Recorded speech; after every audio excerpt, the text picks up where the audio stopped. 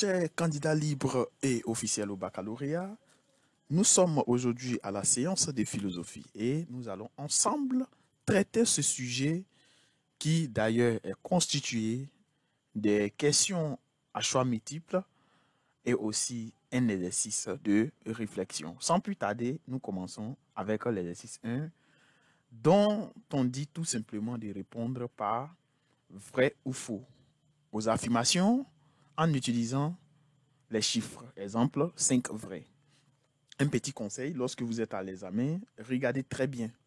Lorsqu'on vous dit 5 vrais, écrivez effectivement, si c'est 4 qui est faux, écrivez 4 faux. Si 4 est vrai, vous écrivez 4 vrais. Mais attention, n'écrivez pas 4 V. Il y a certaines personnes qui font ça. Si vous faites ça et que vous tombez sur un mauvais correcteur, il va d'ailleurs vous donner 0. Voilà. Première affirmation, la citation, je pense donc que je suis, est de Jean-Paul Sartre. C'est faux parce que c'est plutôt René Descartes qui a affirmé cela. Deuxième affirmation, on peut définir la philosophie comme la quête perpétuelle de la sagesse. C'est vrai, c'est aussi une des définitions de la philosophie.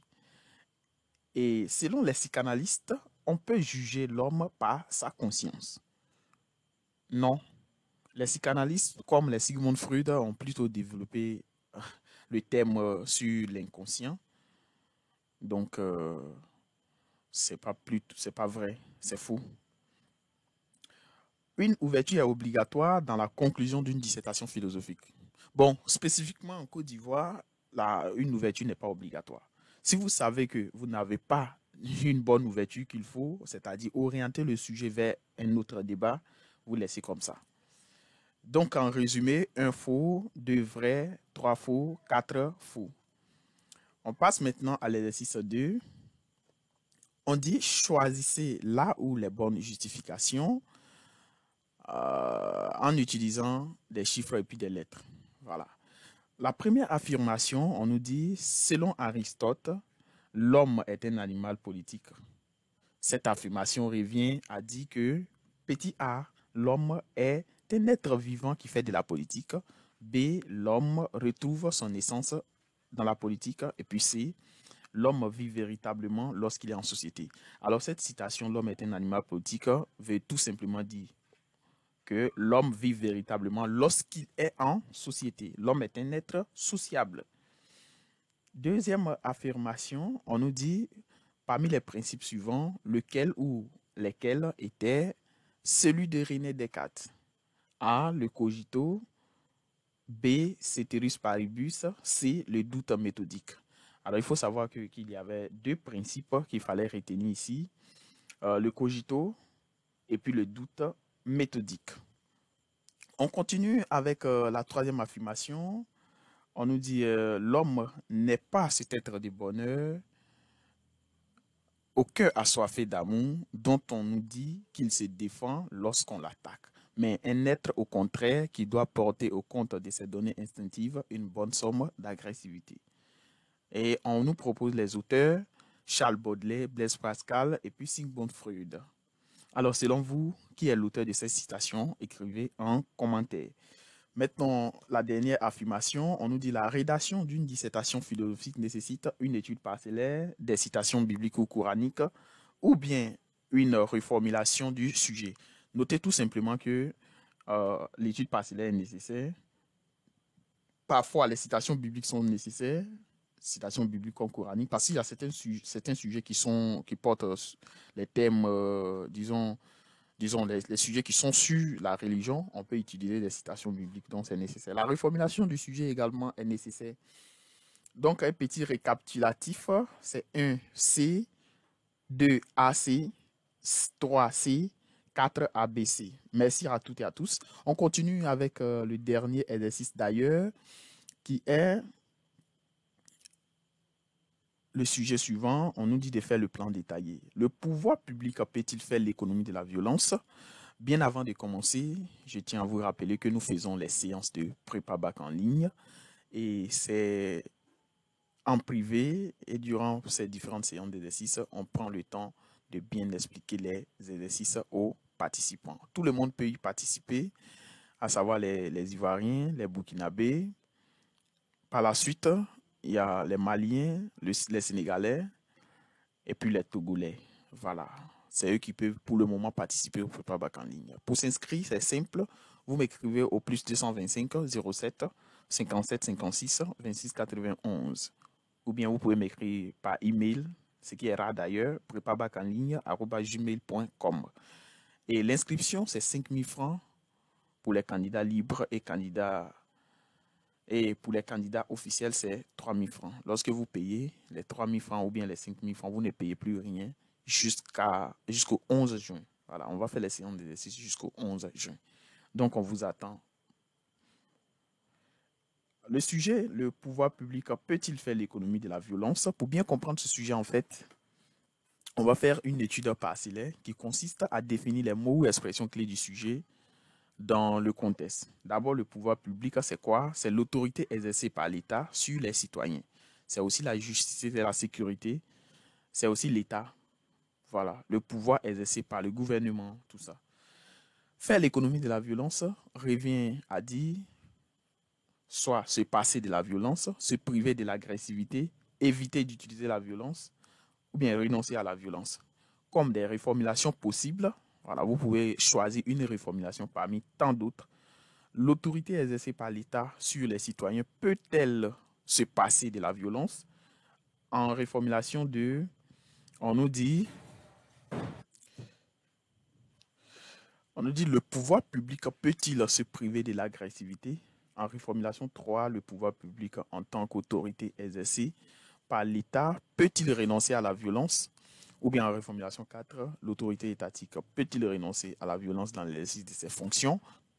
Et selon vous, si vous étiez à l'examen, quelle reformulation était agréable pour vous? Écrivez aussi en commentaire R1, R2, R3 ou bien R4. Le problème que sort ici, c'est quoi? Le pouvoir public peut-il s'empêcher de recourir à la violence? Pourquoi on pose cette question? En fait, quelqu'un pouvait répondre en disant oui, que le pouvoir public peut renoncer à la violence. Ou bien non, le pouvoir public ne peut s'empêcher de recourir à la violence. Voilà, donc c'est un peu comme ça. Au niveau des aspects, en quoi l'État peut-il renoncer à la violence? Toutefois, ce renoncement n'est-il pas impossible? Ou bien, toutefois, la violence n'est-elle pas nécessaire au pouvoir public? Voilà, c'est aussi normal. Et, et ici, ces deux aspects sont nécessaires. Hein. Voilà, vous pouvez les utiliser. C'est bon. Au niveau du plan détaillé, nous allons trouver quelques arguments nécessaires pour montrer que le pouvoir public peut renoncer à la violence. Pourquoi? Selon vous, en quoi le pouvoir public peut renoncer à la violence?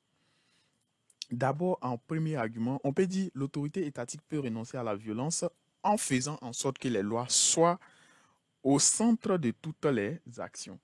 Autrement dit, les lois peuvent être à l'épicentre de toutes les décisions. C'est-à-dire, on instaure les lois et ces lois jouent un rôle crucial à la place de ce qu'on appelle la violence. Donc, au lieu d'utiliser la force, on peut utiliser les lois pour régler certaines situations.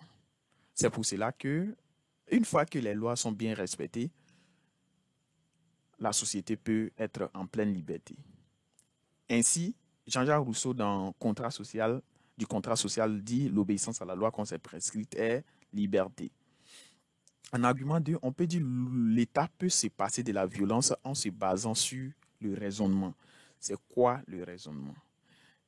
Un raisonnement, en fait, c'est comme si on expliquait, disons, c'est le fait d'expliquer une situation à quelqu'un en se basant sur les éléments, par exemple les actions, les conséquences, tout.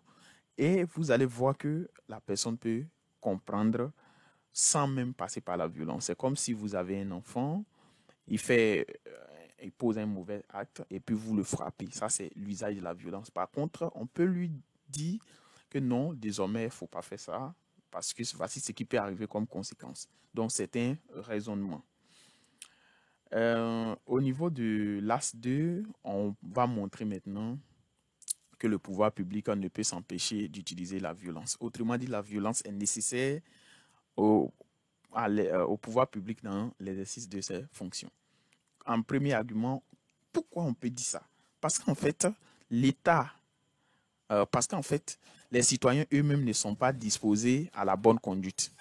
Voilà, l'État ou bien le gouvernement ne peut s'empêcher d'utiliser la violence parce que les citoyens eux-mêmes ne sont pas disposés à une bonne conduite. On dit par exemple, faut pas que vous allez griller les feux tricolores, mais c'est ce que certaines personnes font. On dit de porter les casques et c'est ce que d'autres ne font pas du tout. Souvent même, il y a des conflits, tout ça. Donc parfois, il faut utiliser la violence pour aller combattre la violence.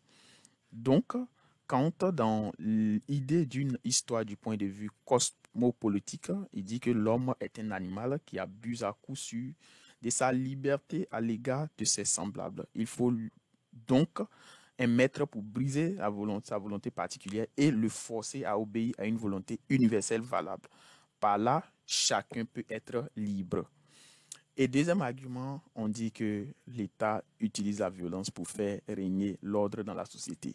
Donc, il faut utiliser la violence légitime pour mettre de l'ordre dans la société. Max Weber, dans Le savant et la politique, dit que l'État possède le monopole de la violence légitime. Donc, c'est une violence légale. Merci à toutes et à tous. On vous attend au Prépa-Bac en ligne pour plus d'explications et ne cessez pas de faire des exercices, de faire beaucoup de recherches parce que les examens approchent. Prenez courage, surtout attachez les ceintures, faites beaucoup d'exercices, dormez tard et je sais que le résultat sera positif. Ceci étant, bonne soirée à vous.